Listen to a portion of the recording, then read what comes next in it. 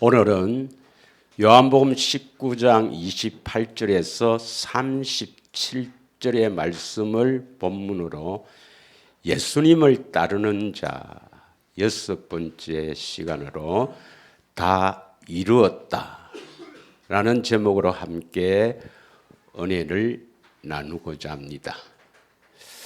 이 성경은 우리가 어떻게 구원을 받고 구원을 받은 하나님의 백성은 어떻게 살아야 하는가, 여기에 초점을 맞추어서 기록된 정확무한 하나님의 말씀입니다. 세계적으로 가장 많이 읽히는 베스트셀러가 성경이죠. 성경이 제일 많이 읽히고 있습니다. 그러나 이 성경에는 우리가 구원을 받기 위해서 아주 중요한 것들은 비밀로 되어 있다는 것입니다. 우리는 오직 믿음으로 구원을 받고 믿음으로 축복을 받고 믿음으로 모든 것이 이루어져 있는데, 디모데전서 3장 9절에 보면 이 믿음이 비밀이란 것입니다. 믿음이 비밀이다. 그리고 우리가 경건하게 되는 것도 디모데전서 3장 16절에 보면 경건의 비밀이 나옵니다. 그 중에서 가장 큰 비밀이 그리스도의 비밀입니다. 그리스도, 메시아, 구원자, 이 그리스도, 예수님이 그리스도인데 예수님이 비밀이라는 것입니다. 이 비밀은 하나님께서 하나님이 가르쳐줘야 알 수가 있는 겁니다. 그러므로 우리가 구원을 받기 위해서 이 중요한 것들은 하나님이 감추어서 하나님께서 원하는 자들에게 이 비밀을 계시하는 거예요. 믿으십니까? 에베소서 3장 3절에서 4절을 한번 보면은, 에베소서 3장 3절에서 4절 보면 바울은 내가 계시로 비밀을 알게 되었다. 계시로 비밀을 하나님께서 알게 하셨다. 그 비밀이 뭐냐? 그리스도의 비밀이라는 것입니다. 그리스도가 비밀입니다, 여러분. 믿으십니까? 그럼 그리스도의 비밀이 뭔가 하기 전에 왜 이렇게 그리스도께서 비밀로 감추어 두셨는가? 어떤 사람에게 이 비밀을 계시하고 왜 비밀로 감추어 두었는가를 한번 보겠습니다. 신명기 29장 29절입니다. 여러분, 신명기 29장부터 33장까지는 무슨 언약입니까? 모압 언약 두 번째 언약이죠. 누구에게 하는 것입니까? 이스라엘에게, 영적 이스라엘 사람에게 하신 언약입니다. 29장 29절에 보면 감추어진 일은 우리 하나님 여호와께 속하였거니와, 여호와 하나님께서 감추셨다 이 말이죠. 그리고 나타난다. 이 감추었던 것을 나타난다는 것이 바로 나타난 일은 하나님이 계시한다 이 말입니다. 나타난 일은 영원히 우리와 우리 자손에게 속하였나니. 그러면 어떤 사람에게 이 계시를 나타내신다고요? 지금 이게 무슨 어디서 나온 언약입니까? 모압 언약 두 번째 언약이죠. 두 번째 언약을 믿는 사람에게, 너희들에게 이 말입니다. 너희들에게 나타나게 하셨다. 나타나게 하신다. 계시한다 이 말입니다. 나타난 일은 영원히 우리와 우리 자손에게 속하였나니. 우리 자손이 어떤 자손을 말합니까? 모압에서 한 언약을 믿는 사람 말하죠. 이스라엘 사람을 말씀합니다. 믿으십니까? 그럼 왜 계시를 할까요? 왜 이 비밀을 계시를 할까요? 이 비밀을 통해서 하나님의 자녀, 하나님의 생명을 가진 하나님의 자녀가 되어서 우리에게 이 율법의 모든 말씀을 행하게 하려 하십니다. 이 율법을 지키도록 하기 위해서입니다. 그러면 이 율법은 무슨 율법일까요? 모세 율법입니까? 그리스도 율법입니까? 그리스도 율법을 행하게 하려 하심이라. 믿으십니까? 그래서 이 비밀은요, 이 모압에서 하신 이 두 번째 언약을 굳게 믿는 사람들에게 하나님께서 감춘 이 비밀을 계시를 해서 결국 하나님의 생명을 통해서 그리스도가 내 안에서 말씀하시는 그 말씀을 듣고 행하게 하심이라. 예, 그 말씀을 듣고 행한다 이 말이죠. 순종한다 이 말이죠. 이 일이 무슨 일이라 합니까? 하나님의 이는 선한 일. 믿으십니까? 예. 그러면 신약에서는 이 그리스도의 비밀을 어떻게 표현하느냐? 그리스도의 비밀을 잘 표현하는 것이 골로새서 1장 26절에서 28절입니다. 골로새서 1장 26절에서 28절이 그리스도의 비밀이 무엇인가 잘 설명하고 있습니다. 우리가 잘 아는 구절이지만 함께 읽겠습니다. 이 비밀은 만세와 만대로부터 감추어졌던 것인데 이제는 그의 성도들에게 나타났고 하나님이 그들로 하여금 이 비밀의 영광이 이방인 가운데서 얼마나 풍성한지를 알게 하려 하심이라. 이 비밀은 너희 안에 계신 그리스도니 곧 영광의 소망이니라. 간단히 이야기하면 성도는 하나님의 생명을 가진 성도는 우리 안에 그리스도가 나타나야 된다. 이것이 그리스도의 비밀입니다. 그래서 그리스도의 비밀은 어떻게 그리스도가 우리 안에 오시는가? 우리 안에 오셔서 어떻게 역사하여 나타나는가? 이것이 바로 그리스도의 비밀입니다. 이 비밀은 아무 사람에게나 아무에게나 계시하는 것이 아니고 어떤 사람에게 계시한다고요? 모압 언약을 굳게 믿는 영적 이스라엘. 그래서 하나님은 이스라엘의 하나님이십니다. 믿으십니까? 이스라엘의 목자로 오신 주님을 찬양합니다. 그래서 그리스도가 우리에게 나타나야 완전한 자로 세울 수가 있어요. 28절 보겠습니다. 우리가 그를 전파하여 각 사람을 권하고 모든 지혜로 각 사람을 가르치면 각 사람을 그리스도 안에서 완전한 자로 세우려 함이라. 아멘. 그러면 우리 교회와 또 저쪽 동네의 교회와 근본적인 차이점이 어디에 있느냐? 그걸 아셔야 됩니다. 그걸 바르게 알고 그걸 깊이 깨닫지 못하면 하나님이 기뻐하시지 않습니다. 예. 우리 교회와 저쪽 동네 교회와 차이점이 뭐냐? 대부분의 오늘날의 교회에서는 어떻게 하나님의 자녀가 된다고 가르치느냐? 대부분 물세례를 받아서 하나님의 자녀가 된다.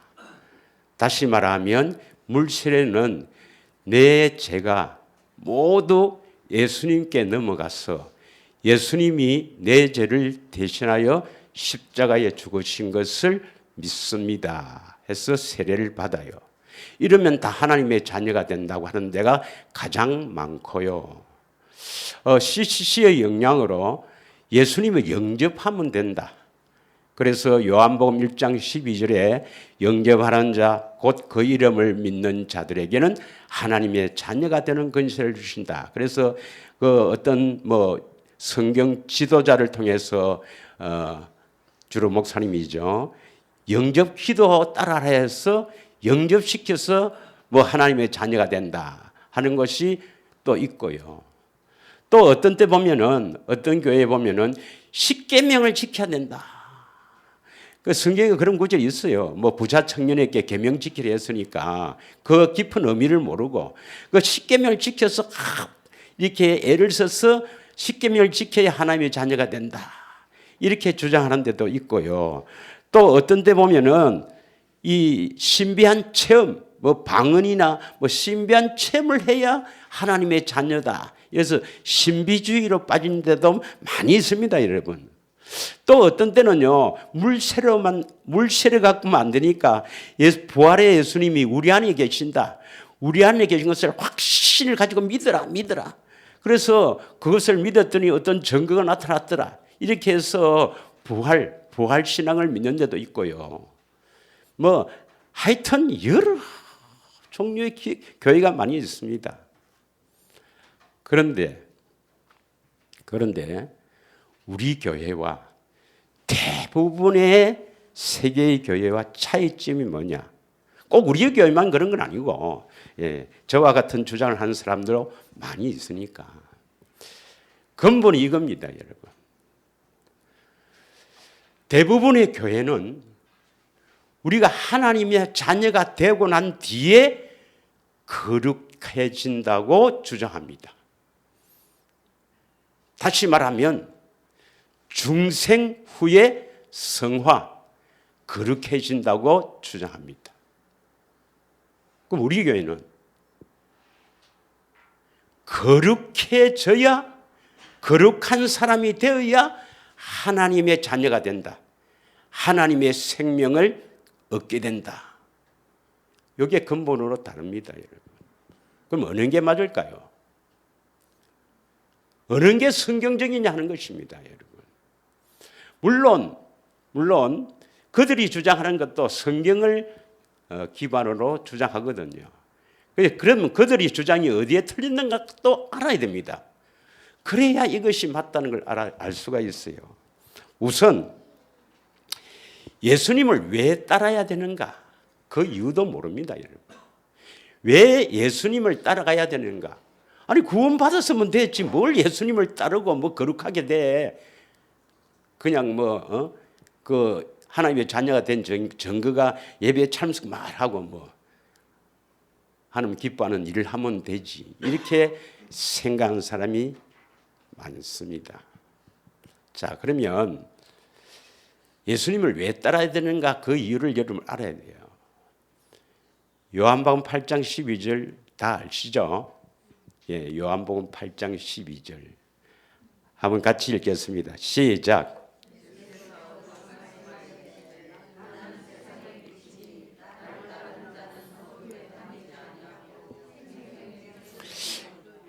생명의 빛을 얻으리라는 것은, 이 생명은 우리 육신의 생명을 말합니까? 하나님의 생명을 말합니까?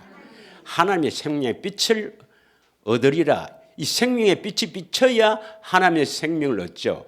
영생을 얻죠. 그러면 우리가 예수님을 따라가야 될 이유가 뭡니까? 첫째는 어두움에 거하지 아니하고 생명의 빛을 얻기 위해서입니다. 예수님을 따라가야 될 이유가 어두움에 다니지 아니하고 생명의 빛을 얻기 위해서입니다. 어두움에 다니지 아니한다. 지난주에 했지만 좀 더 구체적으로 이야기하면 12절 앞에가 11절이에요. 11절 한번 보겠습니다. 11절 시작. 대답하되 주여 없나이다. 예수께서 이르시되 나도 너를 정죄하지 아니하노라. 가서 다시는 죄를 범하지 말라 하시니라. 이 요한복음 8장은 잘 알죠. 사마리아 음행하는 여자를 바리새인들이 현장에서 잡고 와서 이 여자를 가늠하는 여자를 예수님은 이 여자를 모세율법에서는 돌로 쳐 죽이려 했는데 예수님은 어떻게 하시렵니까? 그러니까 예수님을 잡을 올미를 딱 잡으려고 하는 거죠. 예수님께서 뭡니까? 아주 유명한 말씀이죠. 죄 없는 자가 먼저 돌로 쳐라 했잖아요. 그 말씀입니다. 그 말씀. 잘 아시죠? 시간 관계상 좀 읽어봐야 되는데 넘어가겠습니다. 그 사마리아 여자에게 그 너를 돌로 치려드는 사람들이 다 어디 갔느냐 하니까 다 갔다. 주여 없나이다. 예수께서 이르시되 나도 너를 정죄하지 아니하노니 가서 다시는 죄를 범하지 말라 하시니라 했습니다. 과연 우리가 죄를 짓지 않는 거룩한 사람이 될 수 있는가 없는가 이겁니다. 여러분, 우리가 죄를 짓지 않는, 죄를 범하지 않는 그러한 거룩한 사람이 될 수 있을까요 없을까요? 성경은 될 수 있다고 되어 있죠. 디모데전서 4장 5절에 보면 말씀과 기도로 분명히 거룩해진다고 되어 있습니다. 디모데전서 4장 5절에는 분명하게 말씀과 기도로 거룩해진다. 그러면 이 거룩해진다, 하나님의 말씀과 기도로 거룩하여 짐이라 했습니다. 분명히 우리는 거룩해진다 했습니다. 그런데 다시 돌아와서 죄를 범하지 말라 이 말씀은 뭐냐면 그 말씀을 쭉 요한복음 8장 쭉 읽어가면은 8장 32절에서 34절에 어떻게 하면 죄를 범하지 않는가 나와 있습니다. 나와 있죠. 자, 32절부터 34절에 보면 잘 아시는 말씀이죠. 진리가 너희를 자유케 하리라. 그러니까 우리는 아브라함의 자손인 것을 남의 종된 적이 없는데 무슨 자유를 얻으라 하느냐. 그러니까 예수님께서 뭐라고 합니까? 34절에 진실로 너희에게 이르노니 죄를 범하는 자마다 죄의 종이라 했습니다.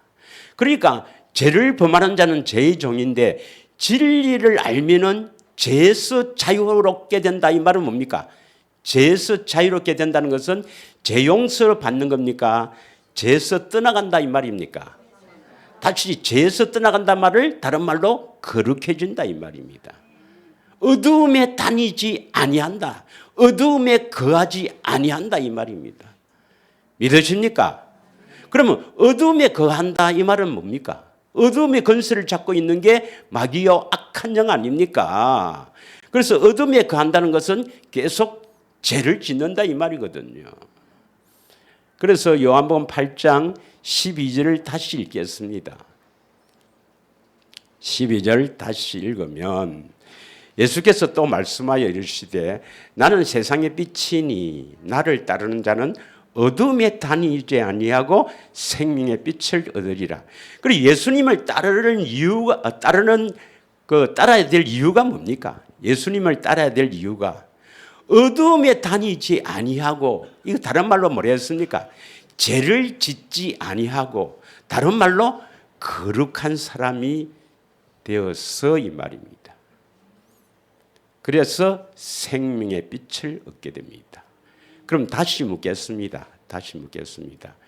거룩한 사람이 되어야 하나님의 생명을 얻은 하나님의 자녀가 됩니까? 하나님의 자녀가 되어서 그 후에 거룩해집니까? 이걸 분명히 하게 여러분 아셔야 됩니다. 이게 우리 교회와 다른 교회와 근본적인 차이점입니다. 여러분 어떻게 해야 생명의 빛을 얻습니까? 생명의 빛을 얻어서 어두움에 거하지 아니합니까? 어두움에 다니지 아니해야 생명의 빛을 얻습니까? 믿으십니까? 반드시 거룩해야만 하나님의 생명을 얻을 수가 있어요. 그러니까 대부분의 교회는 뭐 저쪽 동네만 그런 게 아니고 온 세상의 대부분의 교회는 오늘 대부분의 한 99%가 그렇습니다. 90%가.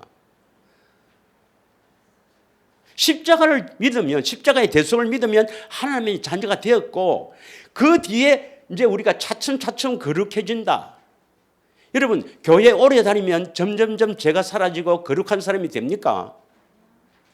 제가 알기로는 오래 다닐수록 더 못돼집니다. 더 못돼져요. 아닙니다. 근본적으로 여러분 차이점을 아셔야 됩니다. 그러니까 저쪽 동네에는 하나님의 자녀가 되고 난 뒤에 거룩해진다 했으니까 인간이 얼마나 그렇습니까? 아니 그러면 하나님 자녀가 돼서 천국 가면 됐지. 내가 꼭 뭘 말씀과 기도하고 내가 꼭 거룩해져야 되는가? 거룩해지지도 않아도 하나님의 자녀가 되어 천국 가면 됐지라는 게 이 내면에 깔려 있거든요. 그러니까 죄에 대해서 무감각합니다. 그래서 어떻게 거룩하게 되는지, 다시 말하면 어떻게 예수님을 따라가야 되는지에 대해서 알려고 하지도 않고 캄캄합니다, 여러분. 믿으십니까? 예. 그러나 우리는 그렇게 해야만 하나님의 생명을 얻을 수 있다. 이 성경의 말씀을 믿기 때문에, 사람의 가르침이 아니라 이 성경의 이 정확무원 이 하나님의 말씀을 믿기 때문에 어떻게 하면 거룩해지는가, 여기에 집중하고 있다 이 말입니다. 우리가 거룩하기만 하면 하나님의 생명은 반드시 주십니다. 믿으십니까? 자, 그래서 요한복음 12장 46절에는 예수 믿는 자는 어떤 자인가 봅시다. 다 같이 읽겠습니다. 나는 빛으로 세상에 왔나니 물은 나를 믿는 자로 어두움에 거하지 않게 하려 함이라. 이 말씀은 나를 믿는 자는 어두움에 거하지 않는다. 죄를 떠난다 이 말입니다. 예수 믿는다고 하면서도 여전히 죄 중에 있다는 사람은 예수 믿는 사람이 아닙니다, 여러분. 믿으십니까? 예. 그러면 성경을 몇 구절 한번 보겠습니다. 에베소서 4장 22절부터 24절까지 한번 읽겠습니다.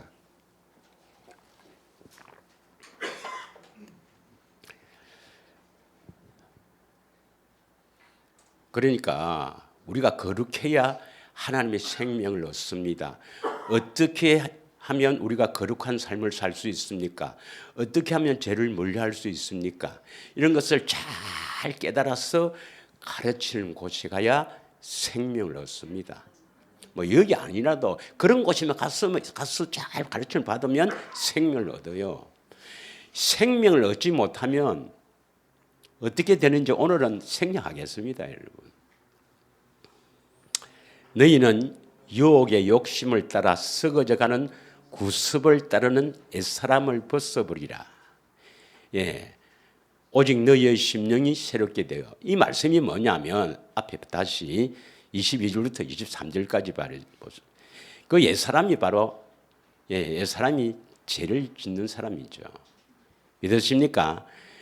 그 유혹의 욕심을 따라 썩어져가는 구습을 따르는 옛사람, 이것을 벗으라. 이 말은 여러분이 참으로 결단해서 심령이 새롭게 되려면, 다시 말하면 거룩한 자가 되어야 되는 것입니다. 믿으십니까? 거룩한 자가 되어야 24절에 새 사람이 되어요. 24절 하나님을 따라 의와 진리의 거룩함으로 지으심을 받은 새 사람을 입으라. 진리의 거룩한 사람이 되어야 진리의 거룩함으로 지으심을 받게 됩니다. 믿으십니까? 예. 하나님의 자녀가 되어서 거룩해진다. 거기에 가면요 절대로 구원은 못 받습니다, 여러분. 왜냐? 거룩해지려고 노력도 하지 않고 길도 모르기 때문에 그렇습니다. 여러분이 거룩하지 않으면 하나님의 생명을 얻지 못합니다. 예. 그래서 수많은 사람이 하나님께 열심히 해서 온 가족 데리고 가서 성경 하나 온몸을 불살지라도 거룩한 길을 가지 않고 어떻게 거룩한 길을 모르면 절대로 하나님 사랑할 수가 없고 하나님 생명이 얻지 못하면 지옥입니다, 여러분. 믿으십니까? 예. 자, 디도스 2장 14절을 한번 읽겠습니다. 디도스 2장 14절. 디도스 2장 14절을 보면 함께 읽겠습니다. 그가 우리를 대신하여 자신을 주시면 그가는 예수님이에요. 예수님께서 우리를 대신하여 십자가에서 자신을 내주시면 우리를 뭡니까? 모든 불법에서 우리를 속량하시고, 이 불법이 죄예요. 죄에서 우리를 건져내시고 우리를 뭐하게 하사? 깨끗하게 하사. 이게 거룩한 사람입니다. 깨끗해야만 선한 일을 열심히 하는 자기 백성이 된다. 하나님의 백성이 된다 이 말입니다. 깨끗해야 우리가 하나님의 선한 일을 감당하는 하나님의 백성이 되는 거예요. 믿으십니까? 그래서 두 번째 언약의 핵심 구절 신명기 30장 6절이 뭐라고 되어 있습니까? 신명기 30장 6절. 이거는 진짜 마음에 여러분 완전히 새겨져야 된다 했죠. 예. 여기에 보면 거룩하지 않으면 생명을 얻지 못합니다. 여러분, 내 하나님 여호와께서 내 마음과 내 자손의 마음에 할례를 베푸사, 마음의 할례를 베푼다 이 말이 뭡니까? 하나님을 알게 해서 더러운 것을 잘라낸다 이 말이거든요. 이게 바로 마음의 할례를 베풀어 이것을 다른 말로 하면 거룩한 사람이 되어 이 말입니다. 마음의 할례를 베풀어 주신다 이 말이 우리 안에 이 욕심과 이 세상 것으로 팍 채워져 있는 이것을 잘라내고 더러운 것들을 잘라내서 이 말입니다. 잘라낸다. 잘라내니까 우리가 거룩한 사람이 되는 거죠. 거룩한 사람이 돼야 하나님을 마음을 다해 뜻을 다해 사랑할 수가 있어요. 그렇게 해서 사랑해야만 뭘 주신다고요? 이 생명이 육신의 생명입니까? 하나님의 생명입니까? 하나님의 생명을 얻게 된다 이 말입니다. 하나님의 생명을 얻으려면 우리가 마음의 할례, 다시 말하면 거룩한 사람이 되어서 죄에서 떠나서 거룩한 사람이 되어서 하나님을 사랑해야만, 마음을 다해 뜻을 다해 사랑해야만 생명을 주신다 이 말입니다. 믿으십니까? 이걸 여러분 꼭 기억하라 했지 않습니까? 요 구절만 다 깊이 묵상해도 지금 우리가 여기에서 뭘 하는가 하는 것을 알 건데, 이 말씀이 여러분, 이 말씀 특히 모압의 언약의 핵심, 이 말씀이 여러분을 살립니다. 믿으십니까? 이거 5년 동안 내가 한 거 아닙니까? 5년 동안. 마음의 할례가 거룩한 길입니다. 거룩하게 되는 거. 믿으시죠? 신약에도 또 있습니다. 신약에도 또 있는 게 베드로전서 1장 22절에서 23절입니다. 여러분, 참으로 이 세상에 있는 것을 욕심을 내지 않고 탐하지 않고 이 세상을 버리란 말은, 세상을 버리란 말은 예수님을 먼저 더 사랑해라 이 말이거든요. 예, 더 사랑해라 이 말인데 이렇게 될 수가 있습니까, 여러분? 될 수가 있습니다, 여러분. 우리가 하는 게 아니에요. 우리는 절대로 이 세상을 버리거나 자기를 부인할 수가 없어요. 하나님이 하게 하시거든요. 하나님이 하십니다. 모든 구원은 하나님이 다 하십니다, 여러분. 여러분 따라가기만 돼요. 하나님, 예수님이 다 이루어놨으니까 거기에 졸졸졸 따라가면 된단 말이에요. 믿음으로 살면 된다니까. 자, 함께 읽겠습니다.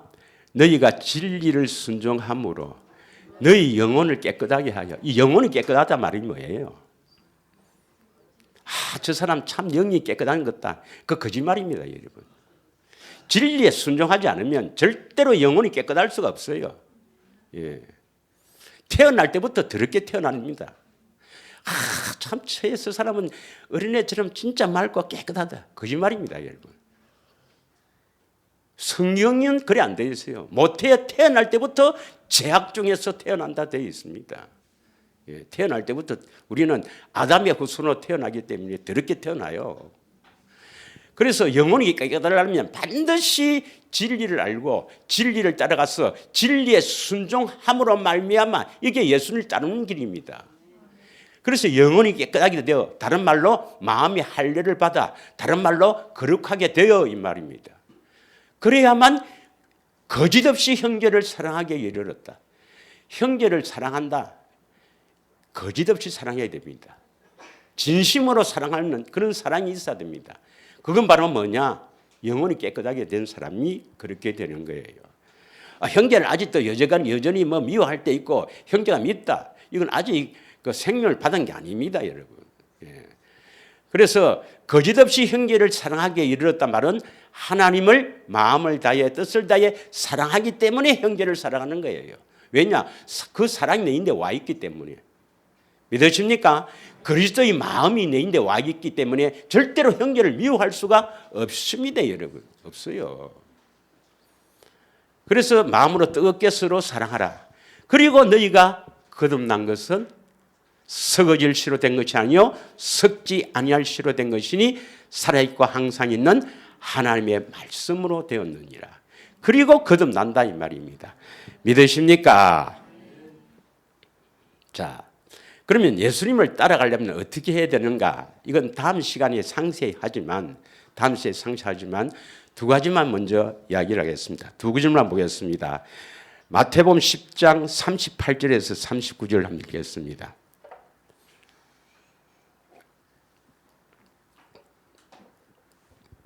다 같이 함께 읽겠습니다.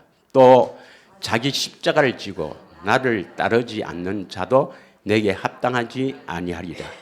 자기 목숨을 얻는 자는 잃을 것이요 나를 위하여 자기 목숨을 잃는 자는 얻으리라. 그러니까 예수님을 따르기 위해서는 자기를 부인하고 제 십자가를 지고 예수님을 따라가야 된다. 지난주에 했죠. 예, 자기를 부인하고 육신의 생명을 미워해야 됩니다. 내가 이렇게 죄만 짓고 세상 것을 탐하며 살아가는 내 자신을 미워해야 됩니다. 그리고 제 십자가는 고난입니다. 그 고난의 길을 통해서 예수님의 영광인 십자가를 봐야 한다 이 말입니다. 이게 지난주에 제가 했어요. 믿으십니까? 베드로전서 2장 21절에서 24절 보겠습니다. 베드로전서 2장 21절에서 24절입니다. 이를 위하여 너희가 이를 위하여 그 위에 보면 선을 행하는데도 막 고난이 있어요. 이제 너희가 부르심을 받았느니 그리스도도 너희를 위하여 고난을 받았사 너희에게 본을 끼쳐 그 자취를 따라오게 하려 하셨느니라. 예수님께서 우리를 위해서 고난을 받았고 또 우리에게 본을 끼쳐서 그 자취를 따라오게 하려 하셨느니라. 할렐루야. 그래서 그 예수님을 따르는 길은 고난의 길입니다. 고난의 길. 고난의 길이 아니면 자신을 버리지 않아요. 버리지 않습니다. 고난의 길입니다. 예. 이제 그러니까 생명이 오면 이제 그때부터는 행복이지만 그 생명을 얻기까지는 고난의 길입니다. 믿으십니까? 22절 그는 죄를 범하지 아니하시고 그 입에 거짓도 없으시며 23절 욕을 당하되 맞대어 욕하지 아니하시고 고난을 받으시되 위협하지 아니하시고 오직 공의로 심판한 이에게 부탁하시며 24절 같이 읽겠습니다. 시작. 친히 나무에 달려 그 몸으로 우리 죄를 담당하셨으니 이는 우리로 죄에 대하여 죽고 의에 대하여 살게 하려 하심이라. 그가 채찍에 맞음으로 너희는 나음을 얻었다. 십자가에 죽으신 목적이 뭐냐? 고난의 본을 끼쳐 그 길을 따라오게 하시려고 이렇게 표현하고 있습니다. 믿으십니까? 오늘 우리 본문의 말씀에 요한복음 19장 30절에 예수님께서 다 이루었다 하시고 머리를 숙이니 영혼이 떠나가시니라 이렇게 표현합니다. 이 구절에 엄청난 것이 들어있어요.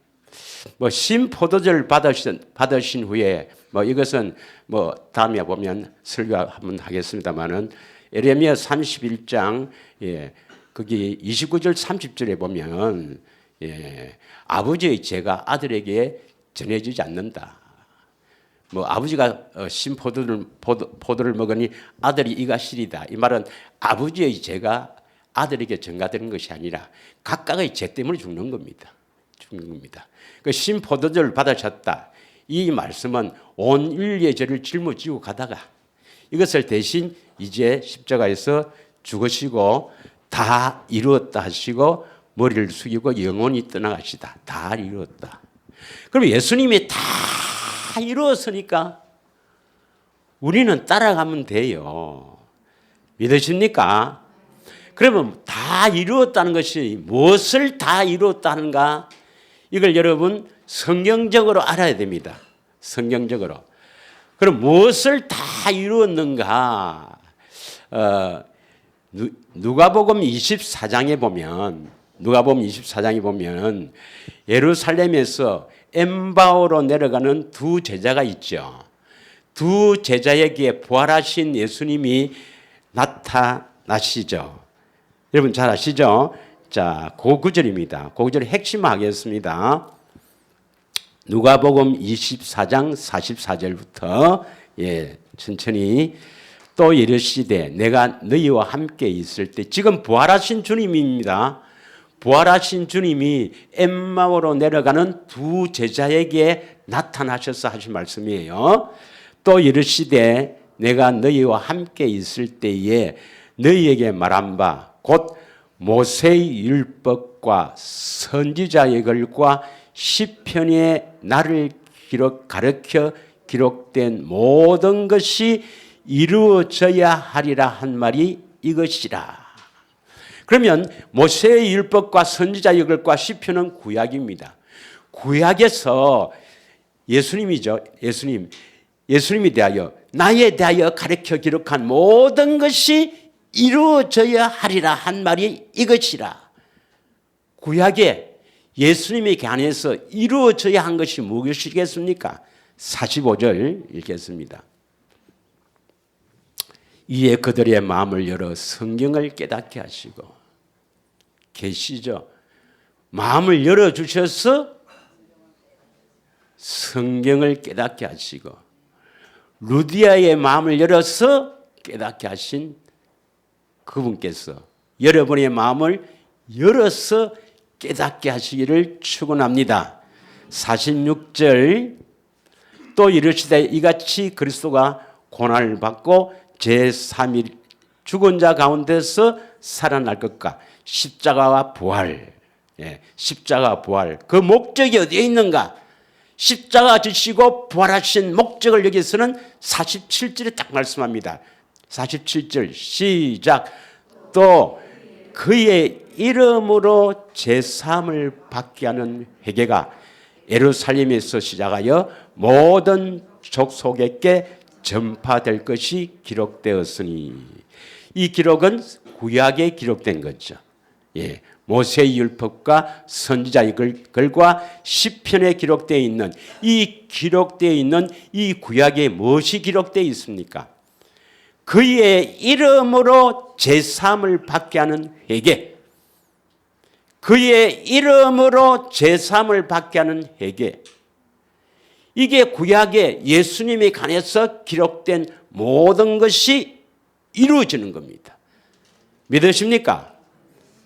구약 성경에 예수님에 관하여 기록된 모든 것이 이루어지는 것은 뭡니까? 그의 이름으로 제사함을 받게 하는 회개입니다. 그의 이름으로 제사함을 받게 하는 회개. 이것을 모든 족속에 전파했단 말이 뭐죠? 이것을 복음으로 모든 족속에게 전파했다 이 말입니다. 믿으십니까? 예루살렘에서 시작하여 모든 족속에게 전파되었다 이 말은 모든 족속에게 전파된다. 뭘 전파합니까? 복음을 전파하는 거죠. 이게 복음으로 전파되었다는 겁니다. 그러면 예수님이 십자가 지시고 부활하신 목적이 어디에 있어요?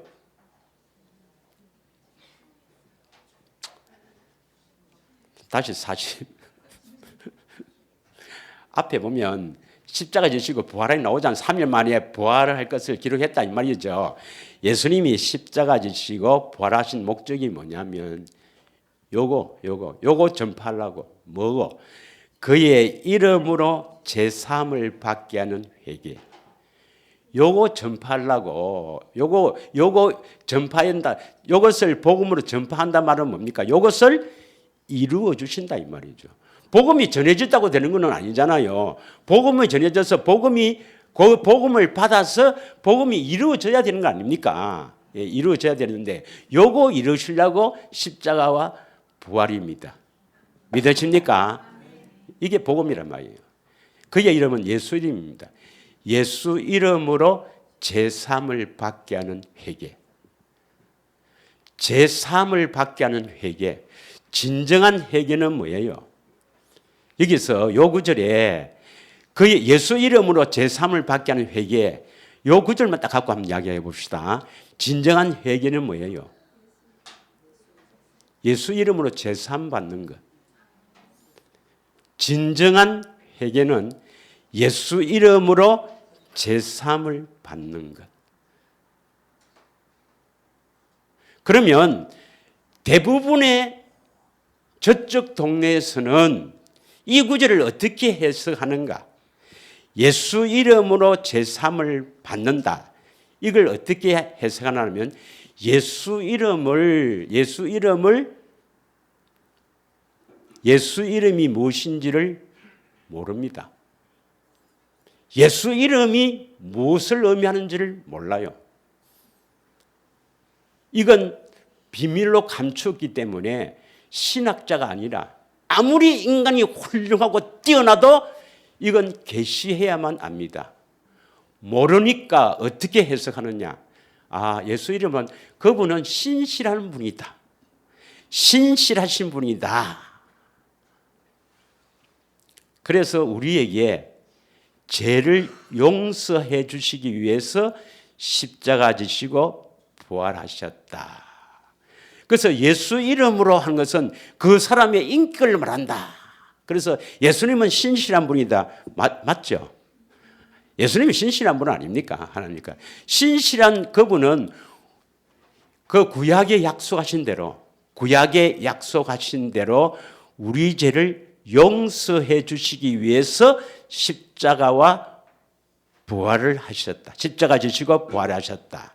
그래서 우리 죄를 용서하는 제사함을 받는 것이 복음이다. 이렇게 합니다. 이겁니다. 맞죠? 예, 그래 안 돼 있으니까 맞죠. 그래서 십자가의 피를 흘린 것은 마태복음 26장 28절에 죄송합니다. 지금 틀린 것을 주장하고 있습니다. 저들의 주장을 지금 이야기하고 있는 거예요. 저기 맞나? 그 어떤 사람들을 보면 어른이 맞는지를 그래서 잘 들으셔야 되거든. 사람이 한 30분 이상 들으면 잠이 와요. 그래서 저도 집사절에 많이 잤어요. 잘합니다, 여러분.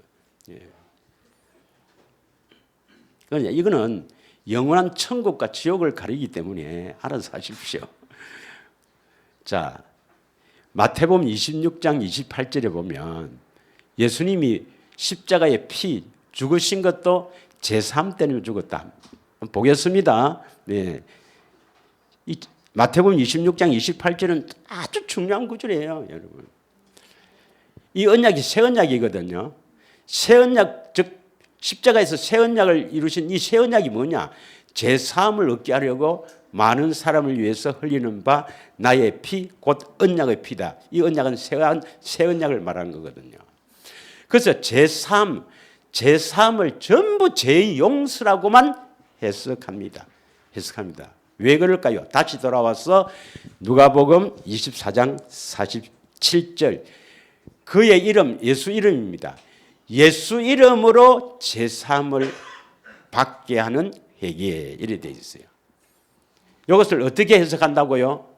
예수 이름을 신실함, 인격.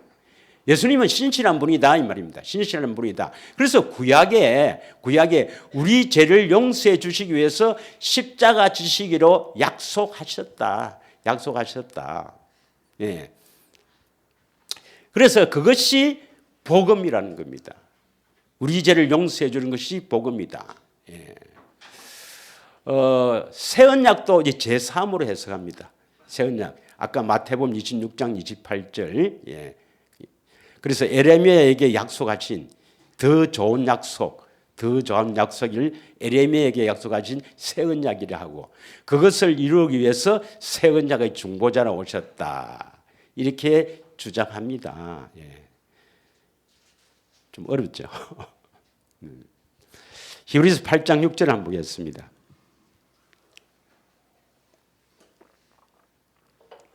지금 이것은 새 언약에 대해서 지금 설명하는 구간인데 그러나 이제 그는 더 아름다운 직분을 얻었으니 그는 더 좋은 약속으로 세우신 더 좋은 언약의 중보자시라. 7절 첫 언약이 무함하였더라면 둘째 것을 요구할 일이 없으려니와 8절 그들의 잘못을 지적하여 말씀하시되 내게 주께서 이르시되 볼지어다 날이 이르니 내가 이스라엘 집과 유다 집과 더불어 새 언약을 맺으리라 하겠죠. 새 언약. 그래서 예수님은 무슨 언약의 중보자로 오셨습니까?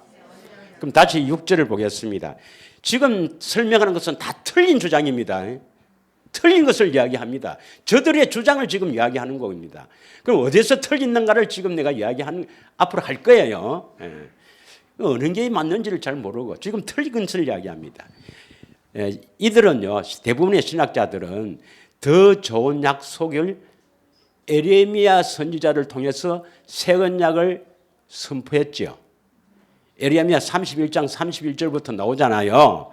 그 에레미야를 통해서 선포한 그 새 언약을 더 좋은 약속이라고 합니다. 에레미야를 통해서 더 좋은 약속, 새 언약을 약속하시고 그것을 예수님이 이루어 주시기 위해 새 언약의 중보자로 오셨다라고 주장합니다. 믿으십니까? 그러면 자 다시 거꾸로 올라가서 우리는 어떻게 주장하는가 봅시다. 우리는 어떻게 주장하는가? 더 좋은 약속을 뭐라고 합니까? 더 좋은 약속을 모압 언약이라 합니다. 모압에서 하신 약속이라고 합니다. 그러나 그들은 에레미야에게 한 새 언약을 더 좋은 약속이라고 합니다. 믿으십니까? 자, 그 다음에 새 언약이 뭔가? 새 언약이 뭔가? 그들은 마태복음 26장 28절을 보겠습니다. 마태복음 26장 28절에 예수님이 흘리는 이 언약의 피는 제사함을 얻게 한다. 그럼 이 성경 구절은 틀린 게 아니고 이 제사함에 뭐가 틀렸어요? 제용서입니까? 제에서 자유입니까? 이건 제에서 자유라고 해석해야 됩니다. 제에서 자유. 새 언약은 죄를 용서하기 위해서 십자가에 피를 흘린 게 아닙니다. 죄에서 자유, 죄에서 떠나기 위해서 피를 흘렸습니다. 그럼 그게 어디 있어요, 그러면? 아멘에서 되는 게 아니고. 예. 그러니까 여러분 꼭 100분 채우려고 그러죠. 100분 채워야 됩니다. 히브리서 9장 14절입니다. 그런 구절이 어디에 있나? 이라면 히브리서 9장 14절에 있어요, 여러분. 새 언약은 죄를 용서하는 게 아니고 죄에서 우리를 깨끗하게 하는 것, 우리 양심을 깨끗하게 하는 것이 새 언약입니다. 자, 히브리서 9장 14절 보겠습니다. 다 같이 시작. 하물며 영원하신 성령으로 말미암아 흠없는 자기를 하나님께 드린 그리스도의 피가, 이 피는 뭐예요? 새 언약입니다. 새 언약, 이것을 이루어 주시려고 피를 흘린 거 아닙니까? 그리스도의 피가 어찌 너희 양심을 죽은 행실에서 깨끗하게 하고 살아계신 하나님을 섬기게 하지 못하겠느냐. 이 말씀은 그리스도의 피가 우리 양심을 깨끗하게 한단 말입니까? 못한단 말입니까? 그 13절에 보면은 짐승의 피를 발라서도 깨끗하게 되었거든. 하물며 그리스도의 피가 우리 양심을 죽은 행실에서 깨끗하게 하고 살아계신 하나님을 섬기게 하지 못하겠냐. 이 말씀은 아주 강한 어법으로 그리스도의 피, 새 언약은 우리를 양심을 깨끗하게 하고 하나님을 섬기게 하는 것이다. 이것을 이루어 주시기 위해서 15절 이로 말미암아 그는 새 언약의 중보자이시단 말이죠. 믿으십니까? 히브리서 9장 14절 15절 꼭 기억하십시오. 새 언약은 우리 양심을 깨끗하게 해서 하나님을 섬기게 하려고 새 언약을 세우시고 새 언약의 중보자가 되신 것입니다. 다시 이야기합니다. 다시. 새 언약은 죄 용서하기 위해서 피를 흘린 게 아니고 새 언약의 피가 나온다면 그리스도의 피, 새 언약은 우리를 양심을 깨끗하게 해서 이 말은 뭡니까? 우리 양심은 다 더럽잖아요.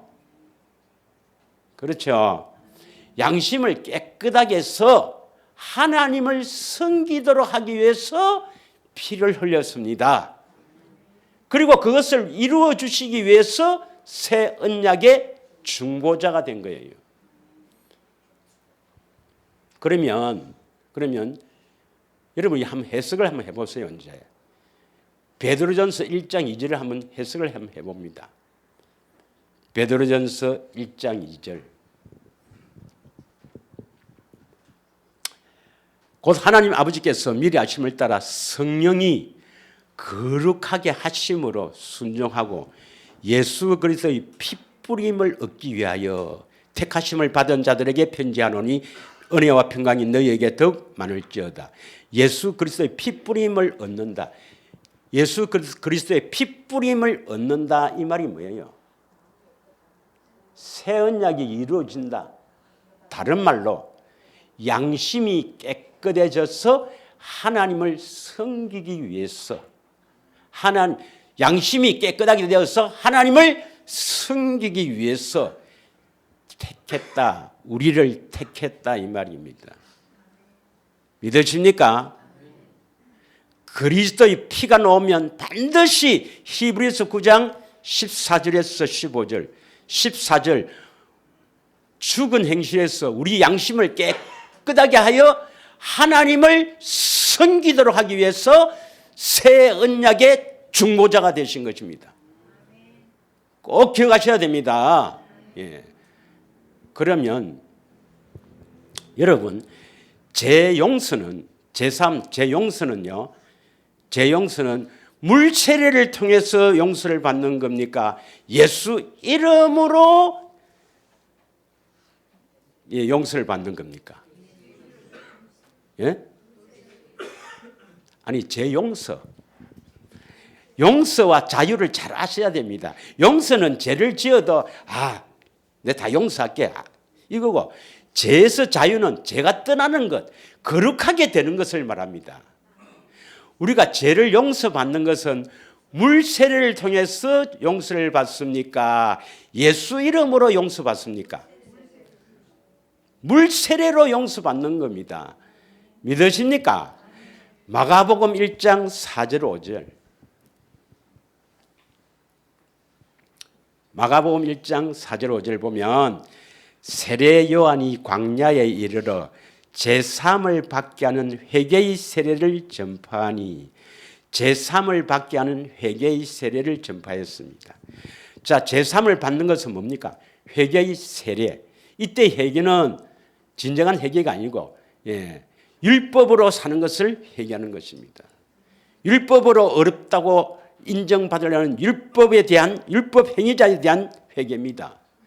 이 세례를 전파하니 온 유대 지방과 예루살렘 사람이 다 그에 나가 자기 죄를 자복하고 요단강에서 세례를 받더라. 그래서 이 요한의 세례는요, 자기가 죄인이라는 것을 고백하고 죄를 사함, 용서받기 위해서 받는 것이 물세례입니다. 그래서 그 목사님을 통해서 물세례를 받을 때 내 죄가 모두 예수님이 대신 십자가에 지셨다. 내 죄를 모두 예수님이 십자가를 지셨다. 내 죄를 모두 용서하신다. 그것을 믿는 것이 물세례입니다. 그래서 예수 이름으로 세례를 받는다 하지만 이때 물세례를 받는 것은 죄 용서예요. 죄 용서. 그러면 여기서 말하는 누가복음 24장 47절에서 말하는 그 이름에 힘입어 제사함은 뭘 말하느냐? 그 이름에 힘입어 제사함을 받는 것은 죄 용서입니까? 죄에서 자유입니까? 하면 예수 이름으로 제사함 하는 것들은요, 이 사함은 죄 자유입니다. 죄에서 자유입니다. 요한일서 2장 12절을 보겠습니다. 요한일서 2장 12절 다 같이 읽겠습니다. 시작. 자녀들아, 내가 너희에게 쓰는 것은 너희 죄가 그의 이름으로 말미암아 사함을 받는다. 요거는 물세례로 사함을 받는다 되어 있습니까? 그의 이름으로 말미암아 사함을 받는다 되어 있습니까? 그의 이름으로 사함을 받는다 이렇게 기록되어 있습니다.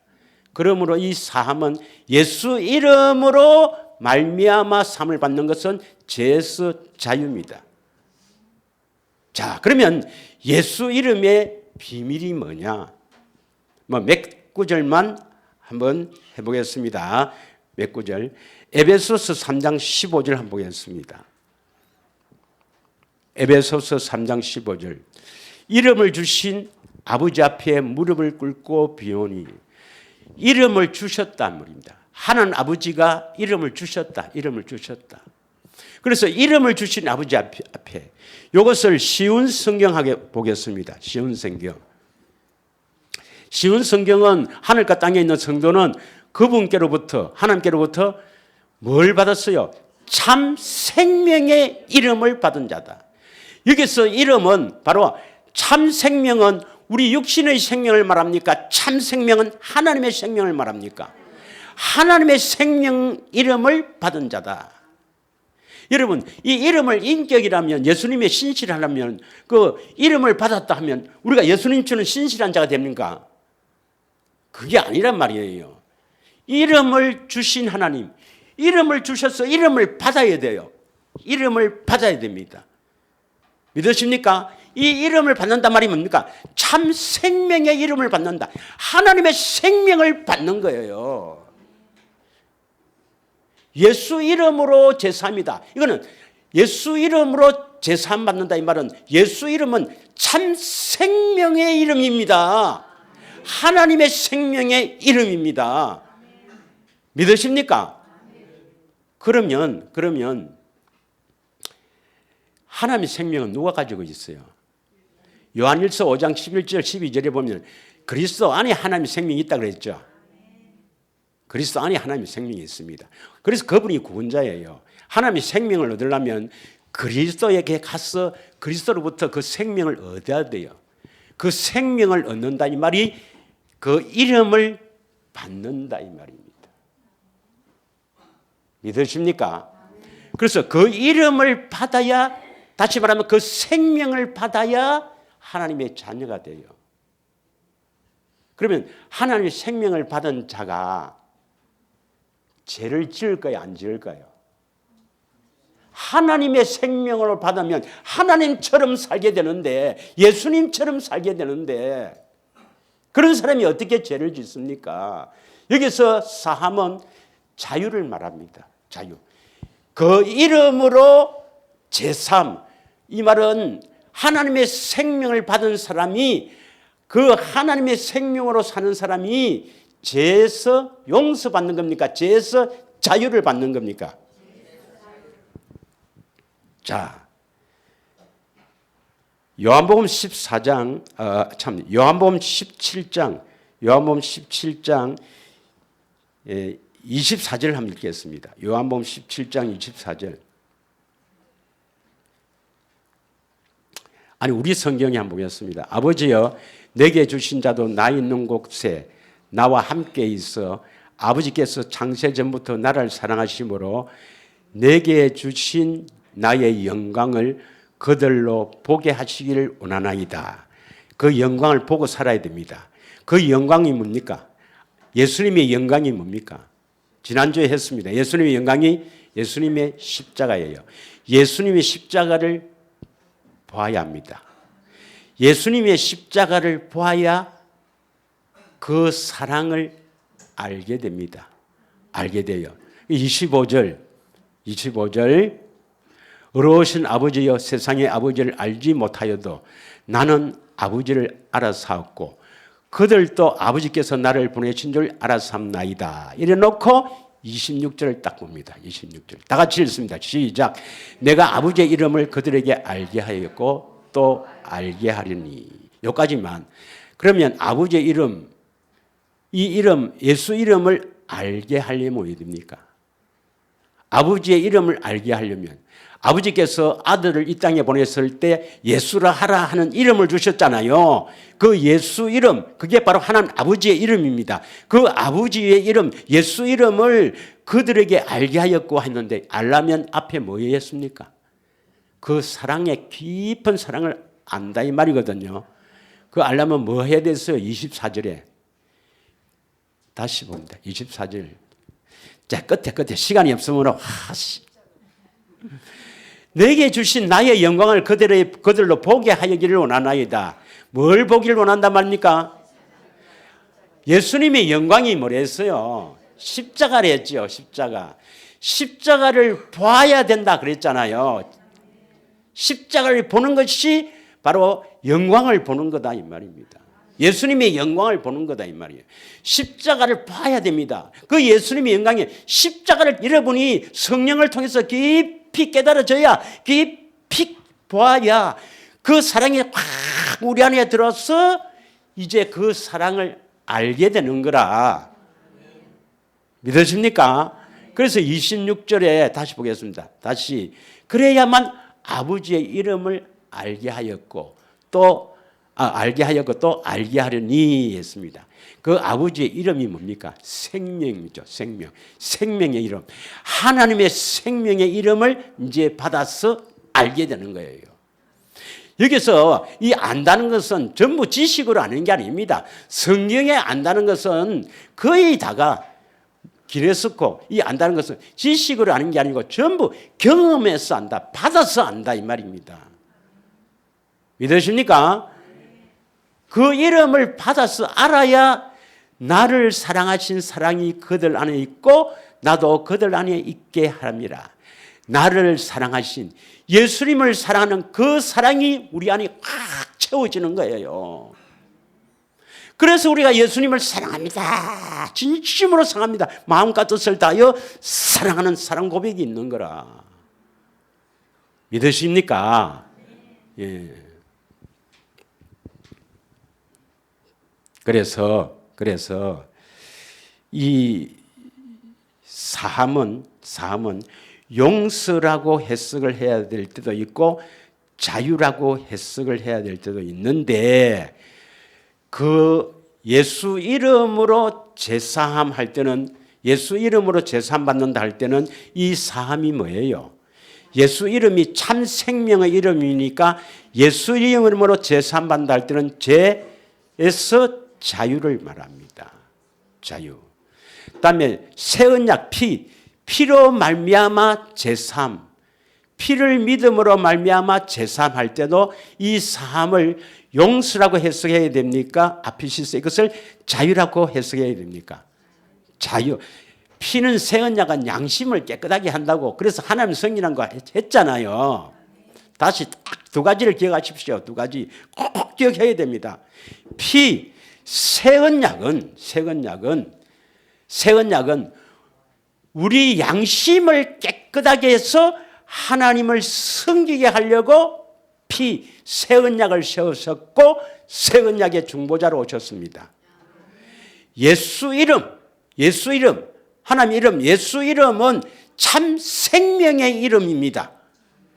참 생명 이름. 그래서 예수 이름을 가진 사람이 예수 이름을 부를 수가 있고 예수 이름으로 기도할 수가 있고 예수 이름을 가진 사람은 죄에서 자유입니까? 죄에서 용서함 받습니까? 그래서 예수 이름으로 제사함 받는다. 이것은 죄에서 자유입니다. 믿으십니까? 그러면 다시 합니다. 누가복음 24장 47절 이것만 해석하고 마칩니다. 꼭 하셔야 됩니다. 이것을 다른 분들은 어떻게 생각하냐면 전부 죄 용서라고 해석합니다. 죄 용서가 복음이라고 생각합니다.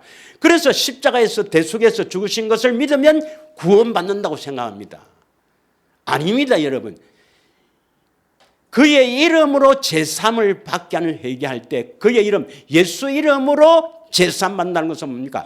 예수 이름은 참 생명의 이름, 하나님의 생명의 이름이기 때문에 하나님의 생명의 이름을 가진 사람은 죄에서 자유입니다.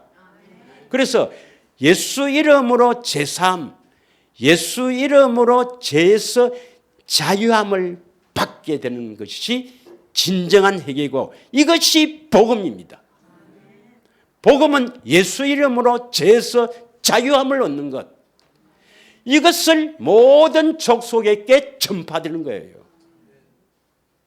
믿으십니까? 꼭 기억하시기 바랍니다. 그래서 저분들은 다 신실한 예수님 인격을 믿고 우리 죄를 대신해 주신 죄 용서하는 것이 복음이다. 이렇게 해석을 하는데 그것 때문에 다 죽습니다.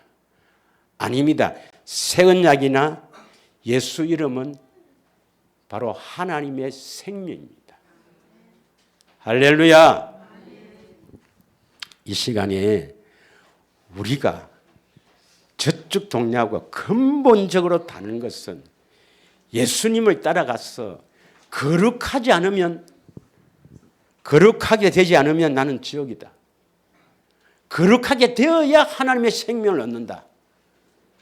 그래서 우리는 예수님을 따라야 되고 그래서 예수님을 따른 자에게는 예수 이름을 주셔서 하나님의 생명을 주셔서 죄에서 자유케 하신다.